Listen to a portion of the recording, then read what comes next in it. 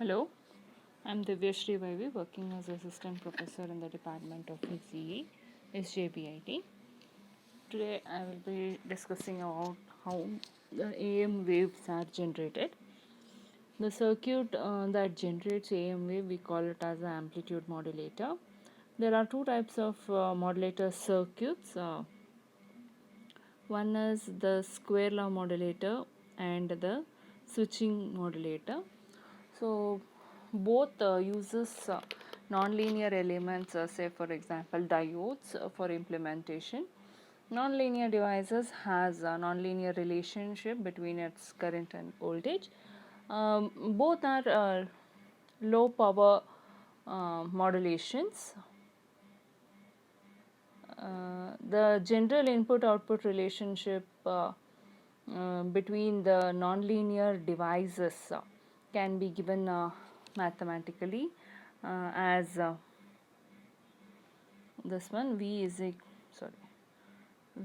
equal to A E plus B E square, A where A and B are constant.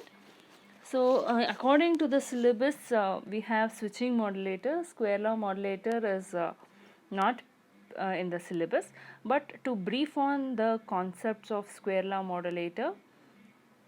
So this is the circuit where you have a nonlinear device.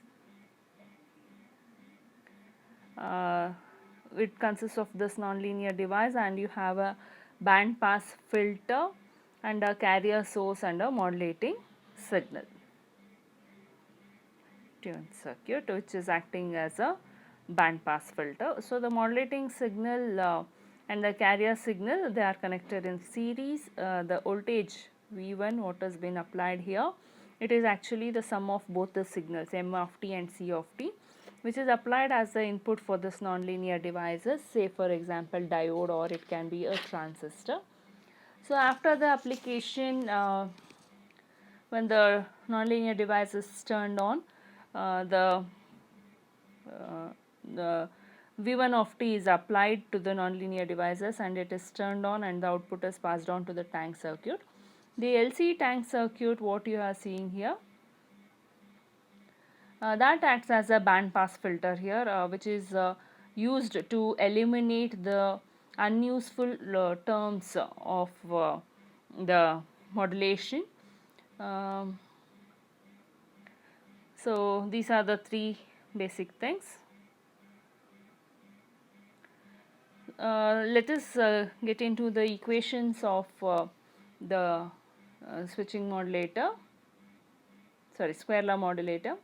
Here V1 of t is given by x of t into AC cos of 2 pi f ct or omega ct. You can take x of t as m of t as well. And the next, the input output relationship, that is V2 of t. V2 of t, it is the voltage applied over here to the tank circuit, that is the output of the nonlinear device, that is given by A V1 of t plus B V1 square of t. So just now I have given the relation of the nonlinear device. So when you apply 2 in 1, this is what is the equation we will get. So here if you observe, there are 5 terms, out of which the term 1, 2 and the fifth term, first term, third term and the fifth term are the unuseful terms, so you can eliminate it using the band pass filter.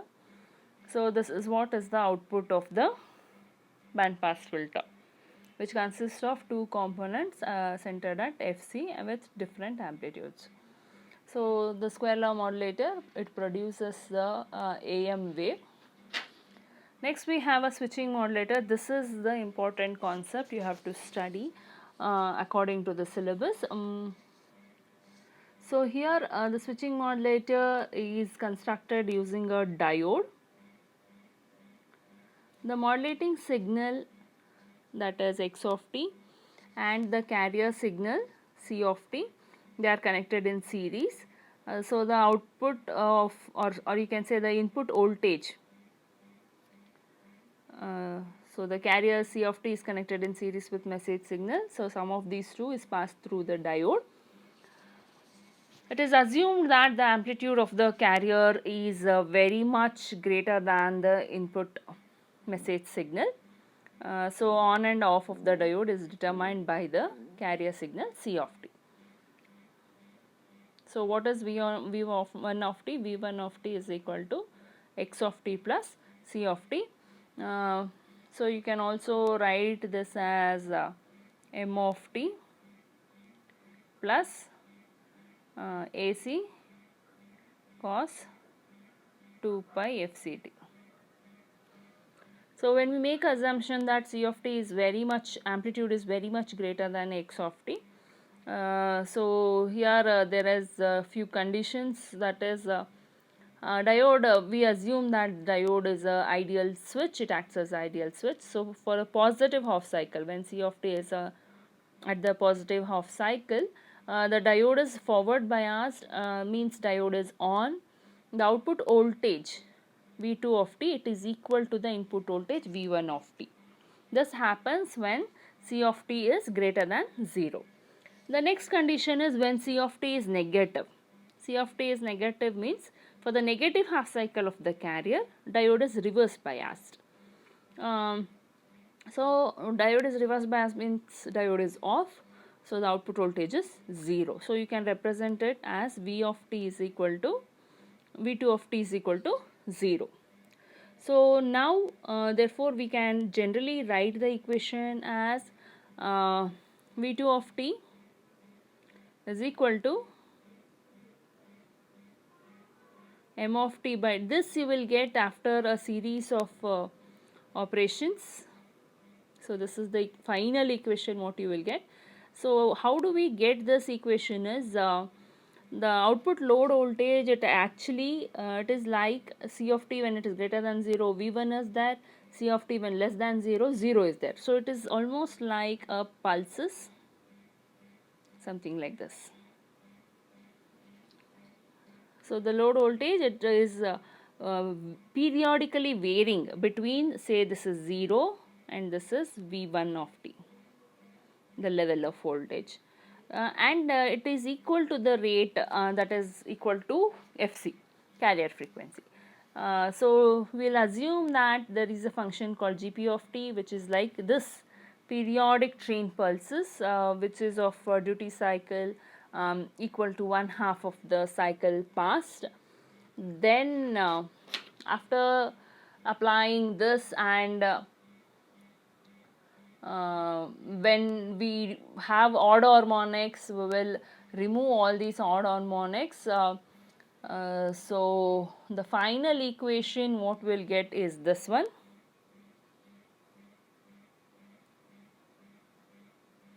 M of t by 2 plus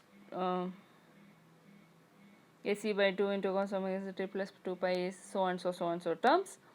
So out of this the second harmonics is this one, 2 by pi into AC into cos square 2 pi fct, that is second harmonics. So we don't want that, we can just filter it out. And this one m of t into m of t by 2, this is a message signal, we want modulated signal. So this first term and fourth term are the unwanted signals, so they can be removed. Only the second terms, that is these two terms, cos two terms, these two terms are the required one. So keeping that, we will get the equation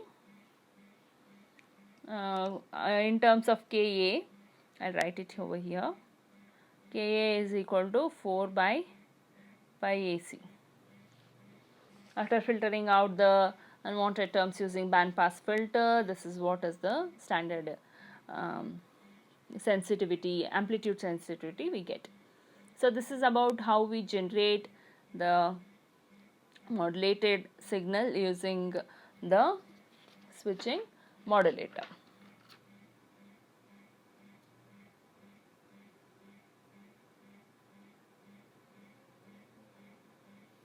Next is the detection of AM wave, detection, or you can say demodulation. It is a process of recovering the original message signal from the received modulated signal. This is what is the shape of the modulated signal, that is S of t, and it is applied to a circuit that is demodulator, or you can also call it as a detector, and you will get a message signal back, that is M of t. This is what is the detection, that is, this is the part which is present at the receiver side. After modulation it will be sent across the channel, and at the receiver side you will receive the signals, and you have to detect the incoming signal and get back the original message signal. So there are basically two types of demodulation. One is square law demodulator and another one is the envelope detector. The square law detector is not in the syllabus, but it is better to have an idea about the square law detector. So this is what I'll explain in the brief. This is the square law detector. You have a input, that is AM wave, which is having say certain voltage V1 of t. This square law device, it is again a nonlinear device, therefore the input output characteristics is also nonlinear. We can establish the relationship like this: V2 of t is equal to A times V1 of t plus B times V1 square of t. What is this V1? V1 is the incoming modulated signal wave amplitude signal. So V1 of t, it is given by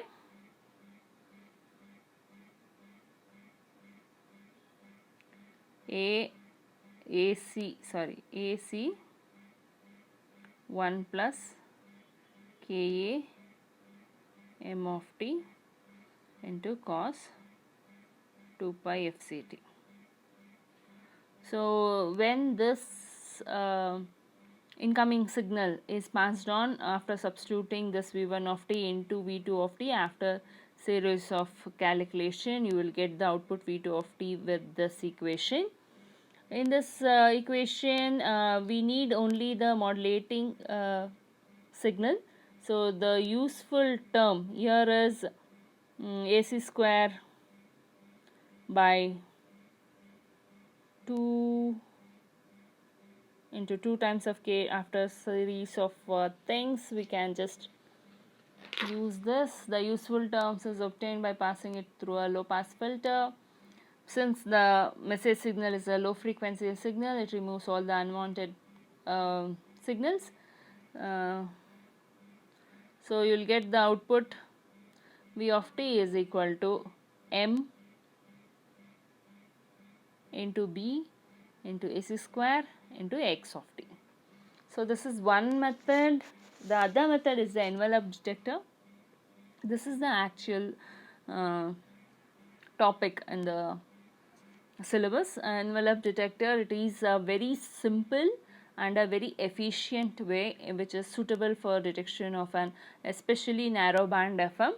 A narrow band FM means it is the one which the carrier frequency FC is higher compared to the bandwidth of the modulating signal. So the detectors, this type of detectors, envelope detectors, is used in AM radio wave receivers. So this is the circuit to which the input is AM wave, that is the S of t. You have a series resistance and a detector diode. You have RC connected in shunt, and this is what is the expected output, that is the message signal back. So here what happens is the standard AM wave, it is applied at the input of the detector. So it is assumed that diode is a ideal diode, means which has zero resistance when it is in the on condition and infinite resistance when it is in the off condition.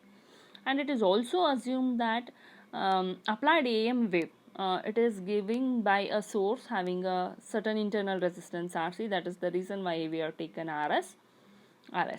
So now in every positive half cycle of the diode, diode is forward biased. So when the diode is forward biased, what happens? Capacitor starts charging. The capacitor charges to the peak value of the input, then diode stops conducting.